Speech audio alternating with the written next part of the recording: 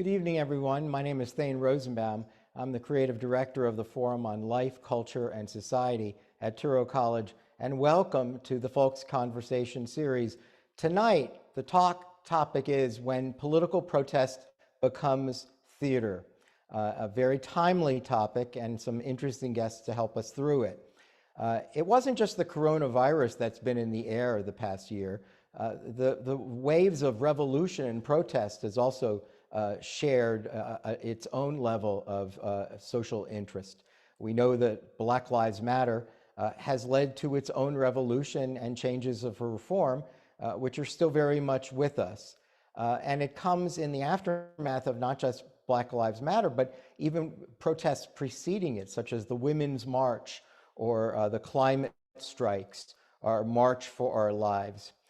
So we thought it would be a good time to revisit a different time, a different era of American protest, social upheaval, and civil unrest. And that would be the late 1960s and the anti-war movement that not just culminated, but had a sort of signature moment, which was the trial of the Chicago 8, that then eventually became the Chicago 7. The anti-war movement had decided to descend on Chicago the summer of 1968, simultaneous with the Democratic National Convention, to make its voice known about opposition to the anti-war movement, to the anti-war campaign. And of course, there were all other issues that were happening at that time, not unlike what we see today. Social issues, racial disparity issues, social justice. And so it was a hotbed of activity, and it resulted in violence in 1968 in Lincoln Park and on the streets of Chicago, and a trial of what was then known as the top 8 of the student young organizers. And one of those organizers, there's only 2 that are still alive. One of them is with us here tonight, Lee Weiner, who, there he is, hi Lee. Lee has a book out, a great book called Conspiracy to Riot, and it's a memoir. It covers his personal life, but it takes you inside the experience before the trial and during the trial and after the trial. It's also a time, you may remember, this just very past the Oscar award season, that the Chicago 7 is back in the news or back in the culture. An Academy Award nominated film, The Chicago 7, the trial of the Chicago 7, was nominated for an Academy Award. It did not win, but it's given us yet another reason to meet. Our other guest tonight is Manhattan's District Attorney Cyrus Vance Jr. Many of you from Folks know him. He's been a longtime guest with us. We've had him a number of times. There's Cy. Cy has just recently announced that he will not be seeking a 4th term as the Manhattan DA. And we thought, well, you know, Cy is a friend of Folks.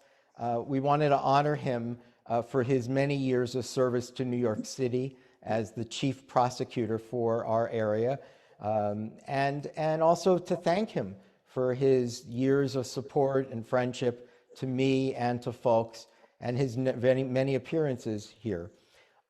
If you are watching us live on Facebook, which many of you are, we love that. Please, however, go to folks.org and give us your email address so we can send you direct information about upcoming events. If you have any questions for Lee or Cyrus Vance, you can leave it in the Q&A box. And the chat box now has the links for Lee's book. And hopefully Lee will be so charismatic tonight that you'll find that you need to read him as well. Gentlemen, welcome. So happy that you're here on such a timely occasion. Cy, why don't we just start with you?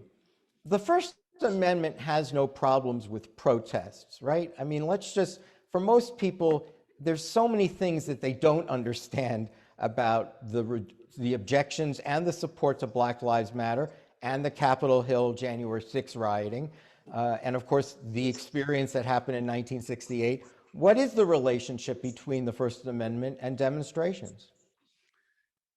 Good to see you, Thane. Lee, nice to meet you.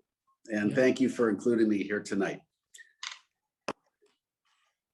Last summer, we had protests in the aftermath of the George Floyd homicide. And it was a period where there was significant amount of violence. I would just say breaking into commercial premises and the like, and a huge number of protesters out on the streets. And I made the decision about 3 days into this that I wanted to make clear to the police department that I was not going to prosecute individuals charged with essentially unlawful assembly, which is in the statute books simply getting together for a purpose that someone defines as unlawful in a large group. But Cy, can I interrupt you just for a moment? Sure, of course. But not if they had a permit, correct? Oh, absolutely not if they had a permit. And I think it's important. Most people do not think about that. I don't think any of the Black Lives Matter demonstrations had a permit, correct? Well, some did and some didn't, I believe. But my point in answer to your question is that there is, the moment inspired enormous emotion, entirely appropriate, protest, which some folks found objectionable.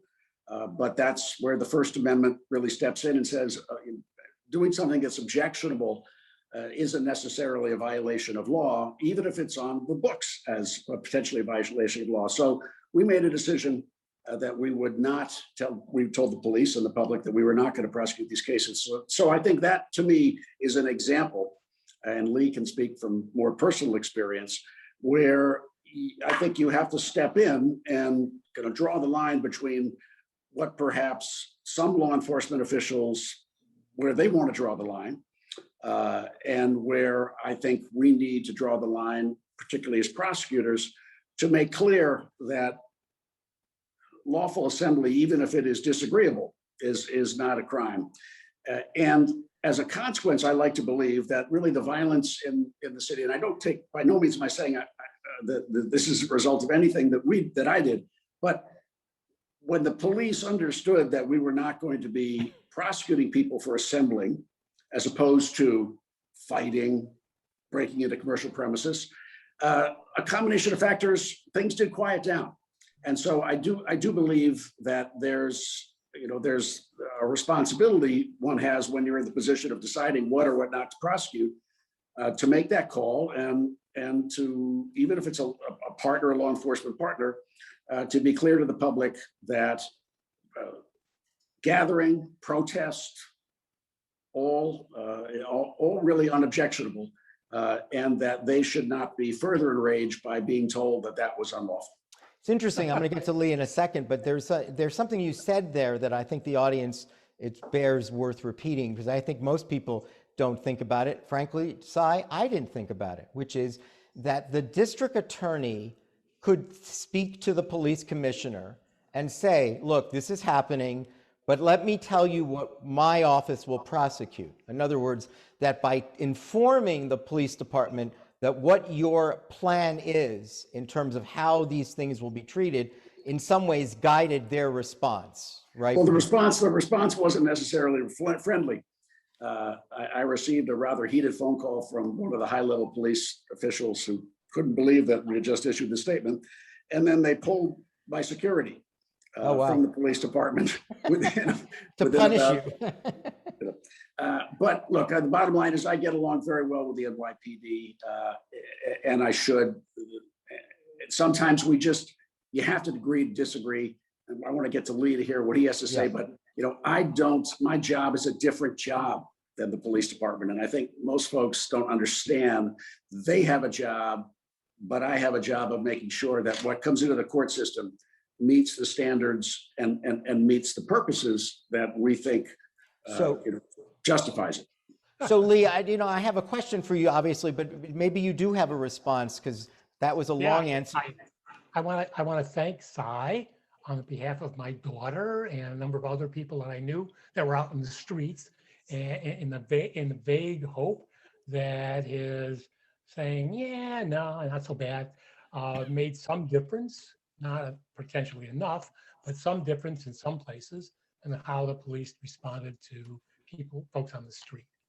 So, So Lee, in reading your book, there were some things that I hadn't considered before, frankly, which is, and I guess this is the question, from the perspective of the demonstrators, the people that you led and organized. And by the way, it's important to point out that of the Chicago 8, the original 8, you were the only one from Chicago. You were the only, right? You were the only native. You were probably able to point people in the right direction because you knew where everything was. But one of the question is from your perspective, was the 1968 demonstration peaceful? And the reason I'm asking is because, you know, in the popular culture, we always think of the images of Mayor Daley, you know, obviously telling the Cy Vance of that era in Chicago, you know, and the police chief, go out there and be real law and order and pound away at the heads with clubs of demonstrators. But it also, in your book, you're very honest about saying that some of it, you don't use the word provoking, but there were bottles and rocks, right? This was not, you know, given the fact that this was the 1960s and many of your colleagues had marched along with Martin Luther King, this protest did not look like peaceful, nonviolent, passive resistance, right? No, it didn't.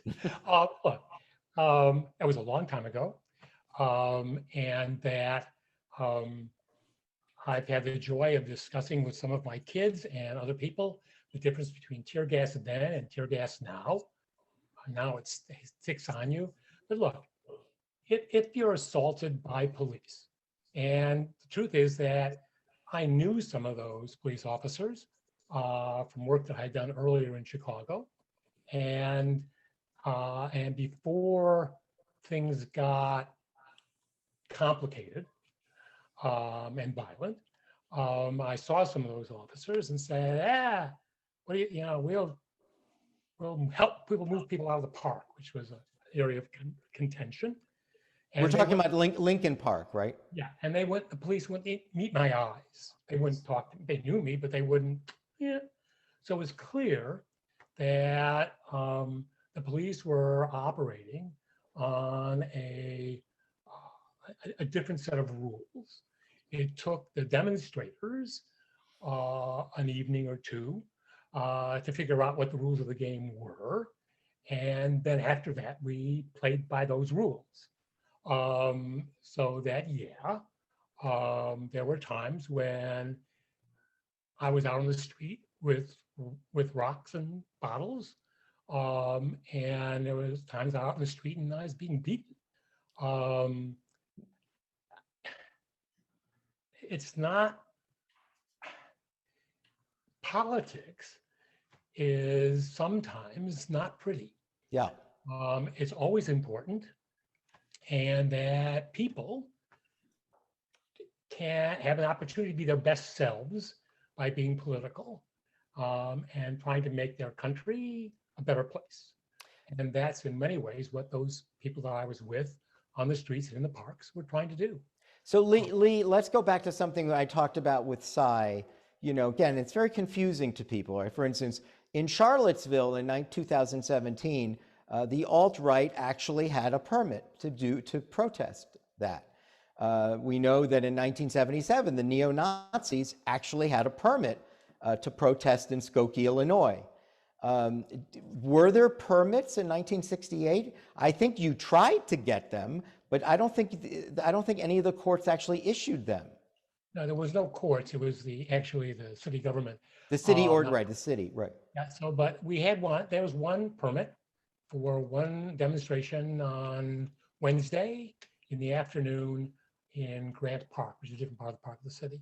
So, but yeah, other than that, the city resisted very successfully our efforts to get any permits. So, Cy, let me just go back to something I think you said, which is to say, in theory, the protest, even if peaceful, right, that just marches from Greenwich Village up to Central Park or something. I saw so many of them last summer. In theory, there's a violation of the law if a large crowd sort of commandeers Fifth Avenue from Central Park down to Washington Square Park. If there's no permit, in theory, you weren't going to prosecute it for all sorts of good reasons in my mind, But you're saying in theory, you don't have to smash a window to be in violation of the law. No, that's correct. Absolutely true. And you're also correct that some violations of the law, while they might be technically violations of the law, are not violations of the law that really, in my view, merit prosecution. And that's exactly what district attorneys do, right? They make judgments about the direction of where their office is going to go. And so that's why it was so fascinating to hear you start off by saying, this was a decision I made, and then it dawned on me, yes, and that trickled down to the police. Let me ask both this. We've now just talked about the First Amendment and protests. Are you both of the view that protests are fundamentally good and healthy for democracy, even if they don't achieve their intended result? For instance, Lee was involved in, he became a rock star for about 8 months. Everyone knew what he looked like. I know people, we'll talk about this later, I think people do not understand there was no Black Lives Matter 7, right? There was no, we did not have a trial. By the way, there doesn't even to be a Capitol January 6th 7, right? It was something about these guys in 1968, after Richard Nixon was elected, that frankly, the trial was on everyone's mind, and it was part of the popular culture. But guess what? It did not end the Vietnam War, right? As much as it may have brought in the discussion, the Vietnam War went on for another, 5-6 years. So I'm wondering whether we still think, both of you think, well, then if it doesn't have any value, is it a good thing? Or does it, in the end, really have value regardless?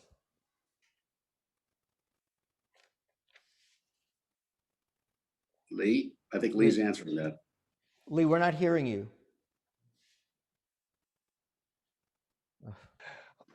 Lee, we don't hear you. Oh, I'm sorry. Okay.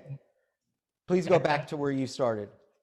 I was just saying that, of course, protests are a fundamental part of being a citizen, a patriot, a human being, an adult, a child.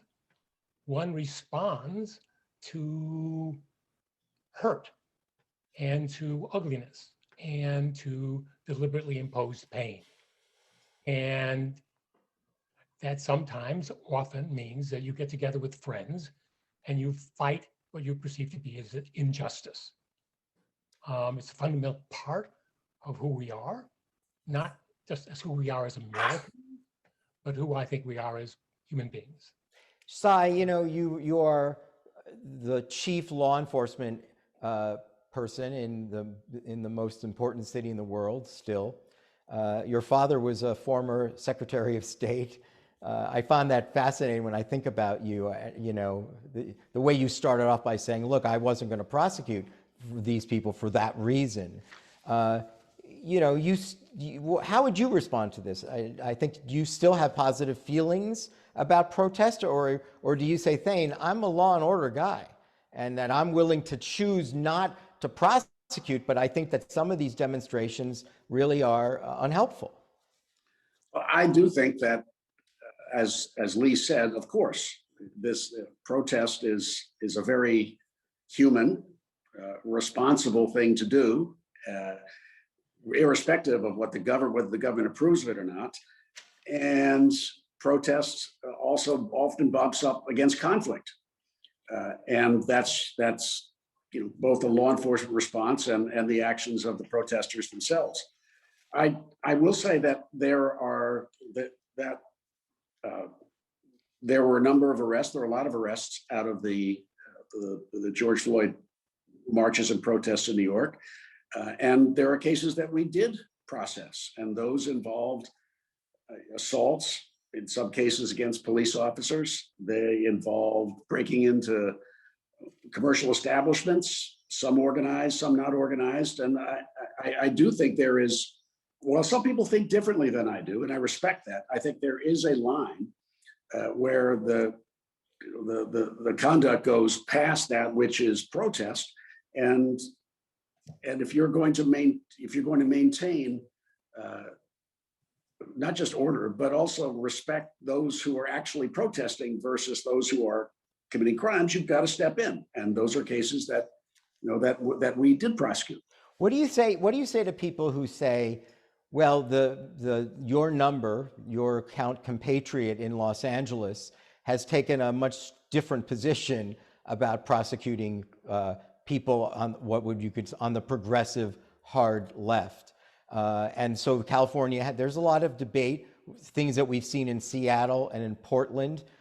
Is that what you mean when you say sort of the balance of how, when law and order surfaces and when the government recognizes, as you said, protests are actually healthy? It's what our founding fathers imagined with freedom of assembly and association.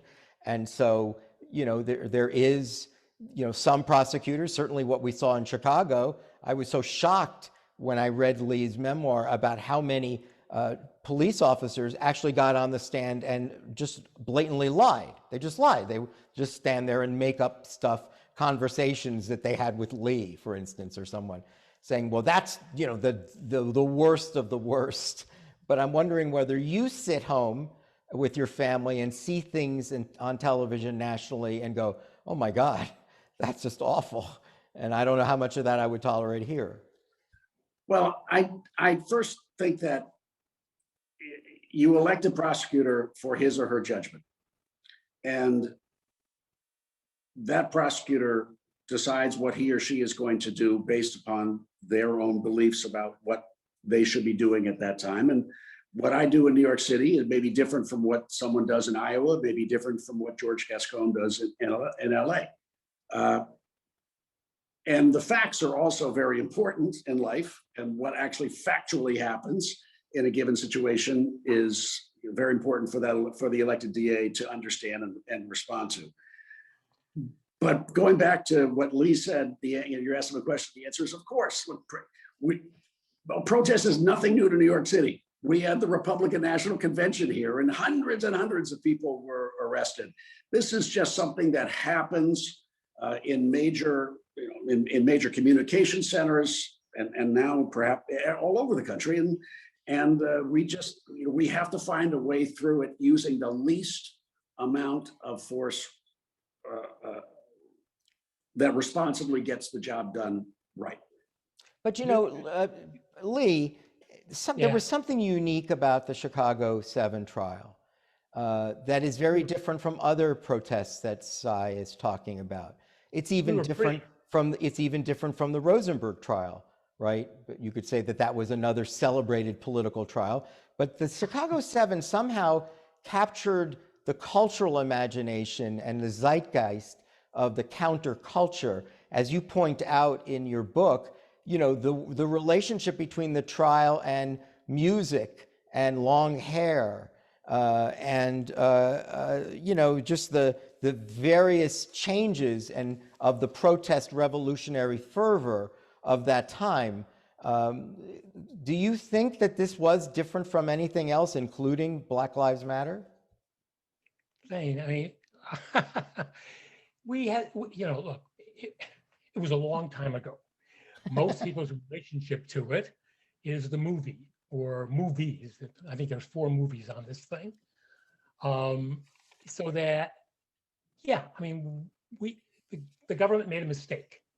They accused 8 of us of being terrible people and using our skills to create a riot. Bringing those 8 people into a relatively small room meant that there were 8 skilled individuals and lawyers that we schlepped along that use those same skills that we were accused of using on the streets. We use them in the courtroom.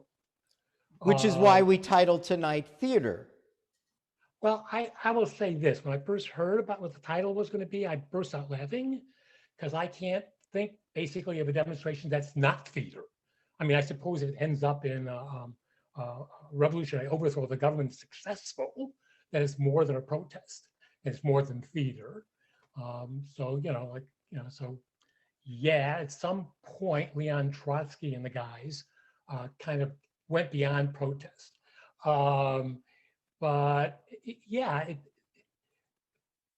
protest we're talking about here is to draw the attention of people and power to an issue of injustice. So that I mean, should be able to say, those demonstrations, do they make a difference in how I was going to respond? And apparently they did. So that one hopes that you demonstrate and you have some effect. It may not be immediate, it may be, and may not be at all. But there is something important about this was a different kind of theater, and that's where I would have to disagree with you. Cy Vance spent the last over a decade now in courtrooms in which his prosecutors were constantly reminded by judges to maintain the decorum of the trial, and prosecutors are oftentimes straight-laced enough that that's what they do naturally. But I think most people do not know, even if they didn't watch the Netflix film Chicago 7, or if they haven't read books or seen documentaries, how raucous and lacking in decorum this trial was. How truly irreverent all 8 of you were. I mean, it really was a show, and it was almost it was a show of defiance and disrespect to, right? I mean, I just think that's an important point that makes it very different from general theater. Here's another point. We all went to jail for it. Wait, no, explain that. I don't think people understand what you mean. Explain that. There's something called contempt of court. And the judge in that trial was very concerned about his control of the courtroom. We were more concerned about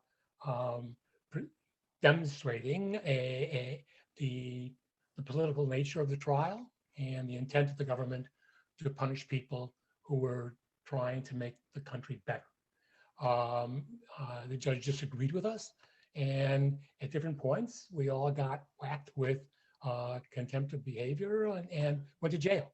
But the point there is that most people did not know that you were only one of the 2 of the 8 who were acquitted of the substantive charges. The jury did not find you guilty. You were in jail, not for the substantive charges. You were in the jail because you acted out in the court, right?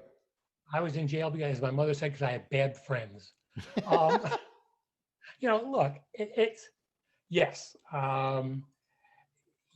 That's why I was in jail. I was in jail for a while because the jury went out and we went to jail. And then I was in jail because the jury came back. So, I mean, you essentially got an F in conduct when it comes to the courtroom. Yes, exactly. But Cy, have you ever in your years in the DA's office seen anything like, can you even give us one example where again, and I want our audience to understand how shocking it was to see all 8 of them at different times and sometimes together, cursing at the judge, mocking the judge, mocking the prosecution, making jokes openly. Nothing like that has ever happened. In fact, I don't know if either of you or both of you read E.L. Doctorow's The Book of Daniel, but he fictionalizes the trial. He has a character named Sternlicht, who's sort of an Abby Hoffman stand-in. And it's even worse in the novel, the sort of tirade that goes on. Cy, any experience with that in New York or anywhere? Nothing to the degree, at least that I saw in the movie, which I thought was a great movie, by the way. And I appreciated seeing what it portrayed. Look, but New York City is the big show too. I mean, we have many trials become theatrical, not necessarily sometimes in the courtroom. Get back to that in a second, but very often outside the courtroom. So you're saying, like, when you just recently prosecuted Harvey Weinstein, there was theater outside the courtroom. Absolutely. And reaching out to the press to try to move the press one way or the other by those involved. It's absolutely very theatrical. I'm fat. I mean, I'd love to hear Lee talk about it. If that happens in the courtroom, the judge's instinct is and I think often should be, to try to control the proceedings so that evidence can be heard and you can get to a resolution under the rules that the courts operate under. But why would you think he was so unsuccessful, other than binding and gagging Bobby Seale?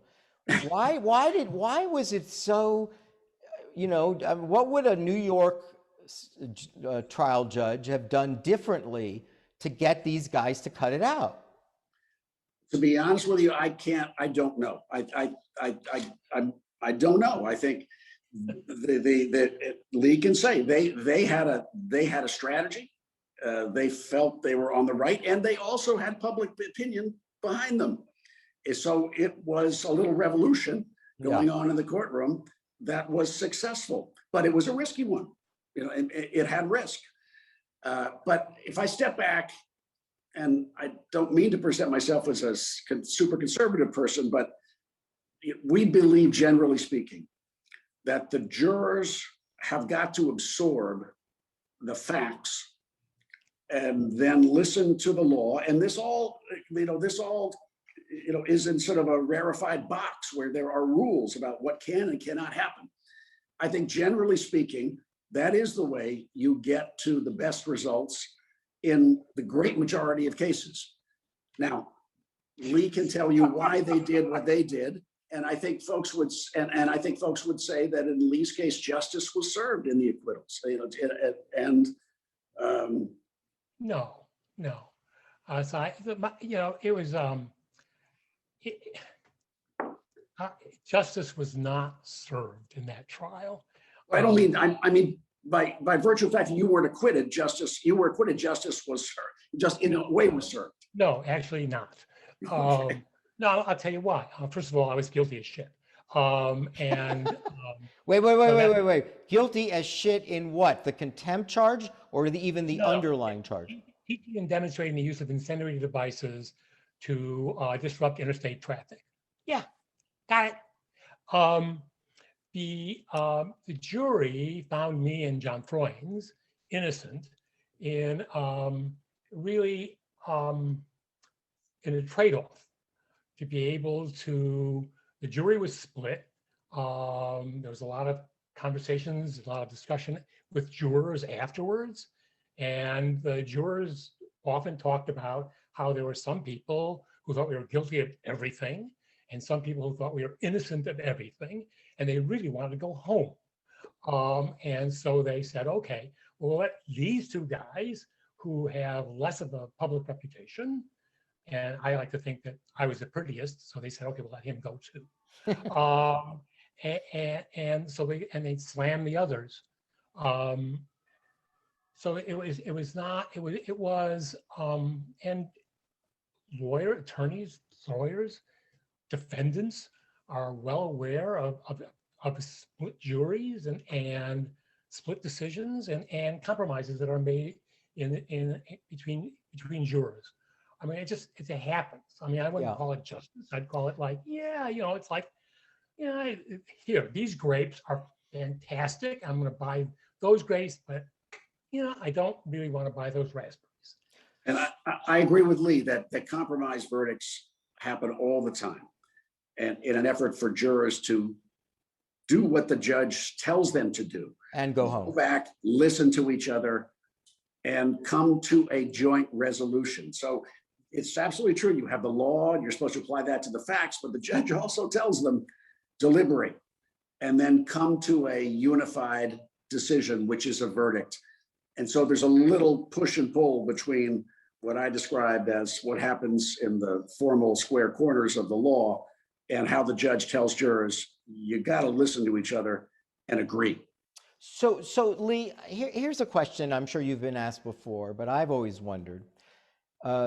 The Chicago protests at the Democratic National Convention does not end the war.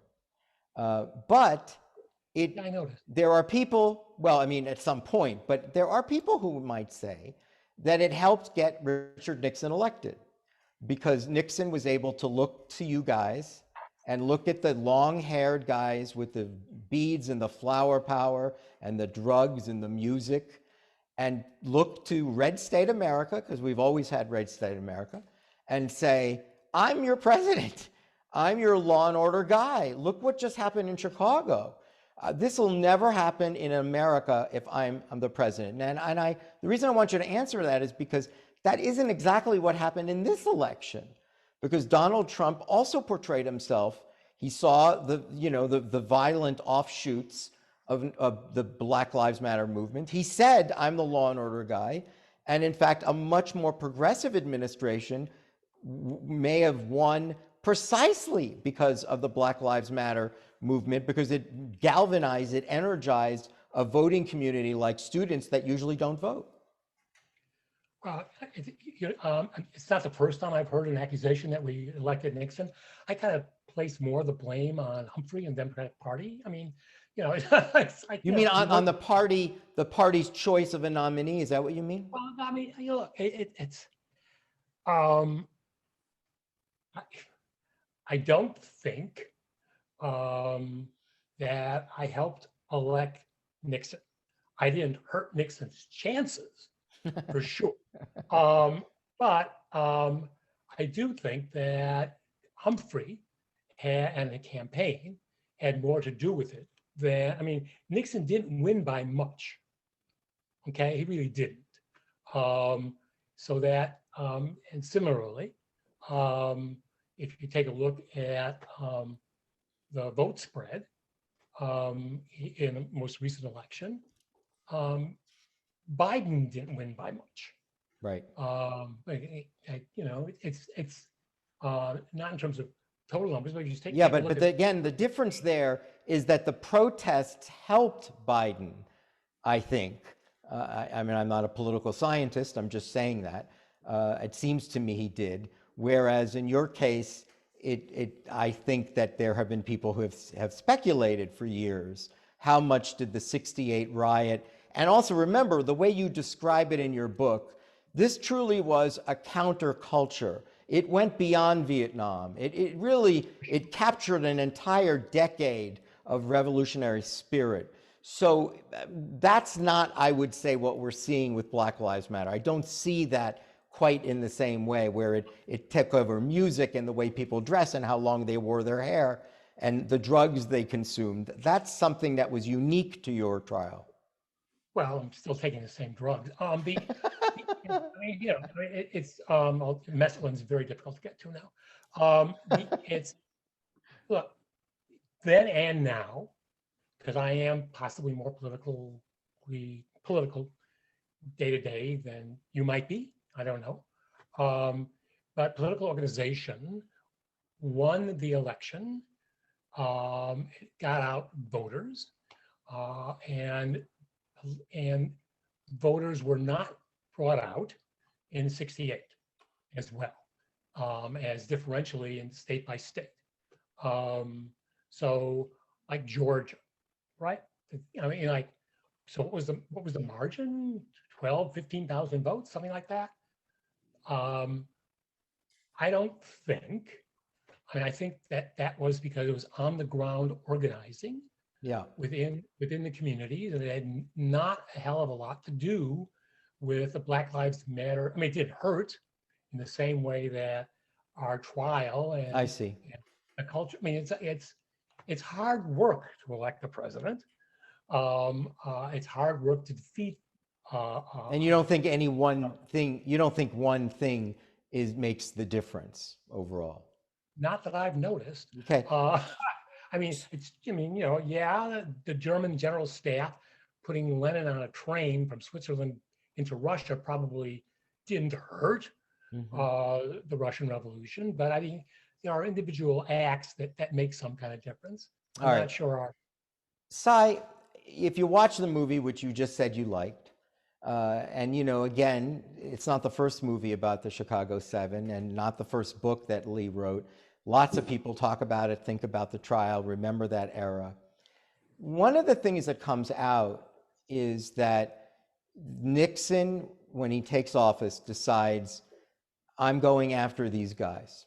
Ramsey Clark, who you and I talked to before the show, our program started, Ramsey Clark was the Attorney General under Johnson, and he had no interest in prosecuting them. And he said, look, we're winding out our administration, and this is not one of the things I'm going to do. He may have made a Cy Vance decision, but when Nixon came into office, he said to his Attorney General, this is something I want.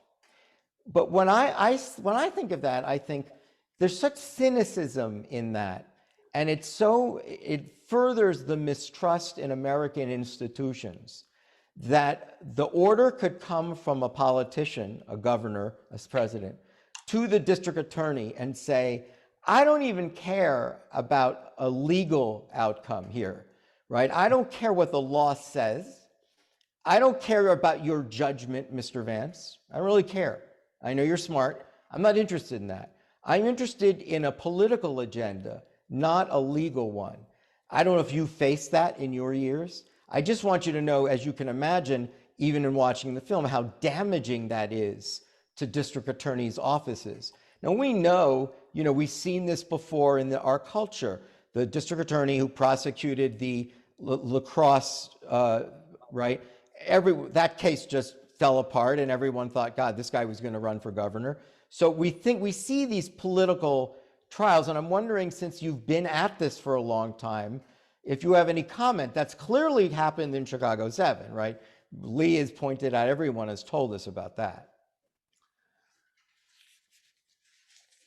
And by the way, one last thing. Can Cy Vance tell the governor of New York or the president of the United States, drop dead?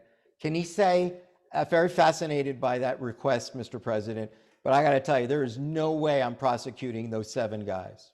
Yeah, absolutely. And I think a district attorney or a U.S. attorney, the U.S. attorney being appointed by the president and could be fired by the president, and a district attorney who is elected by a local county and can't be fired by the president or even the governor, or basically the governor. They are doing their job best when they are pursuing what they think is responsible, irrespective of what the governor or the president said. So in my case, for example, in the aftermath of the Floyd, let's call them protests / whatever you want to call breaking into commercial premises, the governor was very public and very clear here that we should charge these individuals with burglary in the 2nd degree, which is a higher level felony than burglary in the 3rd degree. And my position was, no, I'm not going to do that because the law doesn't permit me to do that. So that was an example where, in recent history, not necessarily as big a deal as what happened to Lee, but where absolutely it is the job of the district attorney to say no when saying no is what they think is the right thing to do. It may be the job of the governor to try to twist the arm of the district attorney and say, this is what I want you to do. But at the end of the day, he should do what he or she as governor wants to do, and I have to do and should do what I believe is the right thing to do. Now, so when Ramsey Clark says, I'm not going to prosecute, that it's very important for the public to understand, and I think people need to be reminded in the federal system that the United States, the Attorney General is appointed by the president, but works independently from the president. And you heard this under Obama, and you're hearing it under President Biden, where the presidents are saying, look, I'm not going to tell the Attorney General what to do. Because the minute I start going down that road, then people are going to have less faith that the Justice Department actually is following the principles that their oath of office, as opposed to what the president wants. Now, cynics will say this is all nonsense, and cynics are probably right to a certain degree. But at the end of the day, to believe that politics doesn't come into play when some of these decisions are being made is naive. But it is the right thing for the Attorney General of the United States to say, Madam President, no. And I resign, and I'm going to resign if that's in fact what you want me to do. That's exactly how it should be. And the honor is in the resigning. Even if in the moment, the public thinks, well, what a wimp. He or she resigned. I think that sometimes when people are called to do, their highest duty is to know when to say no. And I don't pretend to know Lee, but I think he was obviously doing what he felt was the right thing to do, knowing that there was a whole lot of people with a whole lot more power who were going to come down on him like a ton of bricks. And he did it, and he paid a consequence, and he had to go through a trial. And the only thing I want to know is how the hell did you get your lawyer to agree that all you guys could be so contemptuous in the courtroom? Who agreed? They didn't have a choice. What are you going to do? Oh, you're out. We lost you. We lost you, Lee. Lee, can't hear you. Can't hear you, Lee. Can't hear you. Okay, got it. My You're bad. back. You're back. You're back. Perfect. The lawyers didn't have a choice. That is, there were to say there was a trial strategy, that's not true. There were 15 strategies, and we did them all. There was nobody that would come up with a notional thing about what we should do at the trial, and we didn't do.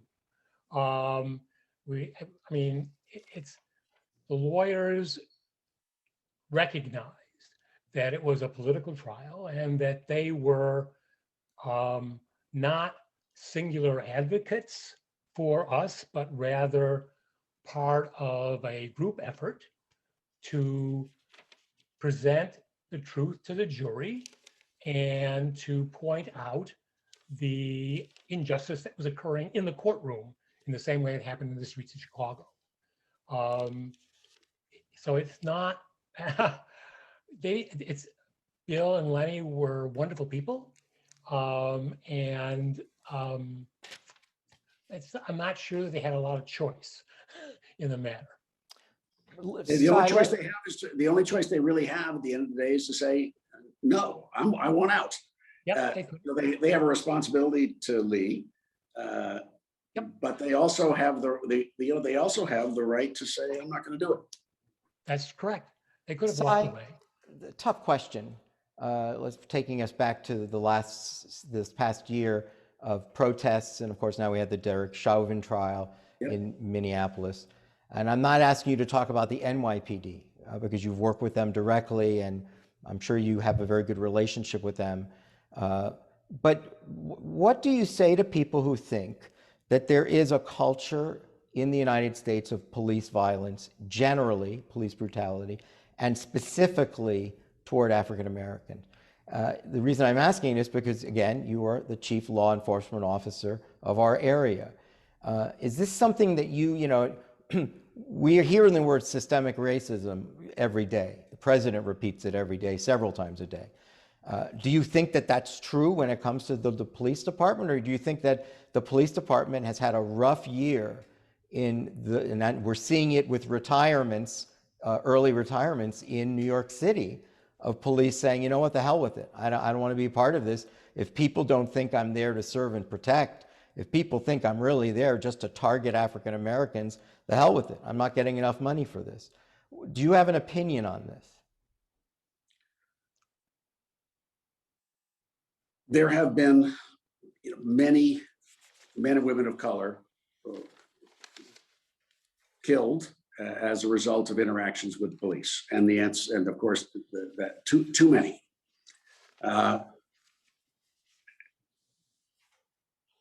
And I believe the NYPD, which by the way is a minority majority police force, so more men and women in the PD are people of color than they are white. So we have an institution that has changed significantly from what it was 15 years ago. But I think what we also saw in last year's actions, what appeared to be, a lack of training, at a minimum, for what they were walking into and how to deal with the situation they were confronted. So big picture, I think law enforcement, prosecutors, and police have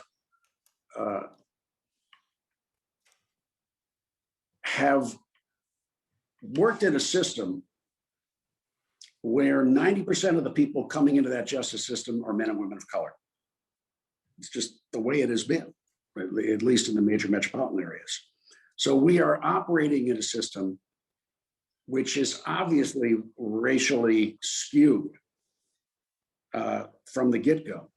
And so I think this is, I think it's absolutely the responsibility of prosecutors and police officers to acknowledge that we are operating in a system. And by the way, it's a nationwide problem where crime is greatest in those neighborhoods which have the least resources: education, employment, housing, opportunity. We failed, I think, as a country, to provide the promise of equality to massive amounts of our citizens. And as a consequence of that, when there is crime and disorder, we come down hard.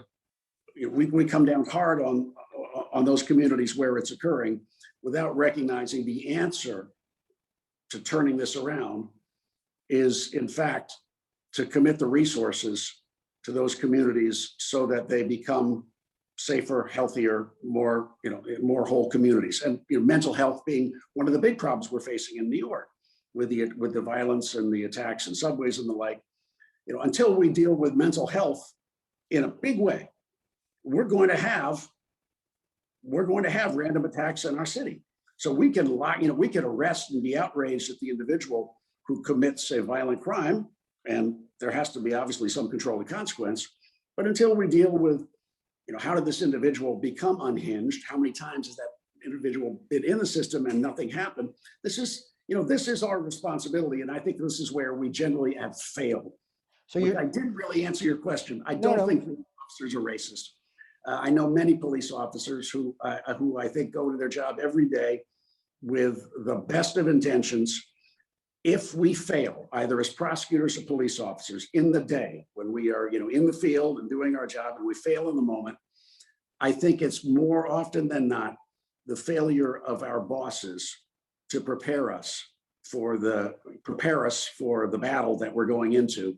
And in the moment, we lack the control and the resources to draw the line and not cross it. I like what you said earlier about the social pathologies that sort of underline, what ends up being about a crime itself, and it seems to culminate in the crime. But it really is, if you think about it, it's the social pathologies that could, if corrected, might result in that crime never being committed. Lee, I'm curious about your take on the January 6th Capitol riots. And the reason, no, and I'll tell you why. Because 400, not 9, not 8 or 7, 400 people, I think, are arrested, and they were denied bail. I don't believe Cy may know this number. My understanding, there were 2,300 people arrested in connection with, again, offshoots of the Black Lives Matter movement. 2,300. I don't think anyone is in jail anymore, and all of them were charged with misdemeanors. So at least in the conservative media, right, their take on this is, well, that is very disparate treatment under the law. If you come at it from the right wing, you go to jail, and you don't get bail, and people forget that the protesters for the Black Lives Matter movement were often bailed out by funds that were created by some of the campaign staff for Joe Biden. Then presidential candidate Kamala Harris said, I think we should all contribute to that bail fund. Nobody's saying that about the Capitol 6 rioters. So I'm asking one man who was part of the most infamous political trial, perhaps in American history, other than, yes, the Boston Massacre trial and the Rosenbergs, to say, I assume you have no sympathy for how the Capitol rioters are being treated. Listen, you're talking to somebody who had friends who bombed the Capitol. I mean, like boom. You mean like when you talk about the book, The Weathermen, right? Yes, I mean, they were polite about it. Nobody got hurt, but they did bomb it, and later as well, not just the weather folk. So, I mean, first of all, most of my understanding, I mean, when I listen only to the mainstream news. I mean, I know that I'm just like a snowflake. So I don't think there's that many people from January 6th that are still in jail. Some of them are. Certainly more of them are still in jail than people who were involved in the Black Lives Matter protests and protests since that, broader ones. I completely understand. I do. I mean, people get angry, they get frightened. They have a perspective on the world that they want to change the world. They want to change stuff. I mean, I'm in that same place that there are things in this world that I want to change. I'm in my 80s now. And so I don't often go out on the street except maybe to get go to my fishmonger and get really good trout. So that I but do I understand the emotional commitments and connections to people, irrespective of the accuracy or the correctness or the lunacy of what they were trying to stop the government from doing something that they thought was unjust. I can't say that I'm opposed to injustice. I think people should join together with their friends and fight it, and say that everybody who's there on January 6th is like this horrible person. I don't know. I don't know the people there. Do I think some of them were intending violence? Seems so. Do I think some of them will be convicted? Probably. Do I think some of them will go to jail? Hope so. Maybe not. But if you're asking me, do I think that the January 6th insurrectionary efforts by a relatively small group of people on a deliberately unprepared institution was beyond my understanding? Absolutely not. I understand it. I mean, I didn't agree with the people that I knew that set off a bomb in the Capitol, but did I understand where that impulse came from? Absolutely. Did I understand rage and political rage? Sure. Cy, before we say goodnight to you both, and thank you, let's take at least one question from the audience. I'm going to send this to you. It comes from Brett Feeder, who's actually one of our board members. And Lee, if you feel you want to jump in as well. It's an interesting question. He says, as TV video changed America's perception of excessive police force, such as Bull Connor's fire hoses on children in Birmingham in 1963 and the Chicago PD in 1968, with police body cam video technology available today, what is your opinion of laws in some states like North Carolina not releasing all video evidence to permit the public assessment of police action? Good question. It's a good question, and and since we didn't have body cams until a couple of years ago, this is a relatively new phenomenon. As a general matter, I think having a tight timeline on which body-worn camera police officers video should be released is a good idea for all the reasons that people understand, transparency and the like. But let's look at it from another perspective. If a police officer is under investigation for a fatal encounter with a civilian,